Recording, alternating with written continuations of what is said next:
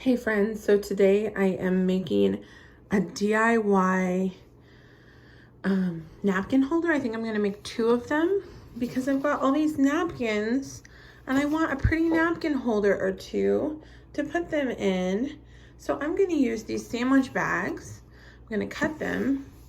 I'm going to cut these pieces and laminate the pieces here and tape them onto here and make a couple of pretty napkin holders for all these extra napkins I have. Let's go.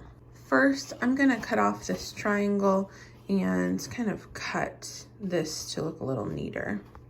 Okay, that looks nicer. Okay, so I used 1 piece of cardboard and taped it there because I want to have that side just without that hole right there. Okay, so I did the same for the second one. Okay, here are the shapes that I need. I have 6 of these, 4 of these, and these 4 pieces. Now I'm gonna laminate them. Now I'm going to cut out my pieces. Okay, now I have all my pieces cut out and I'm going to tape them on. So I taped the edges on, looking good.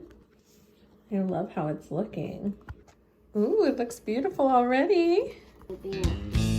Yes. Well, my name is Miss Hillary.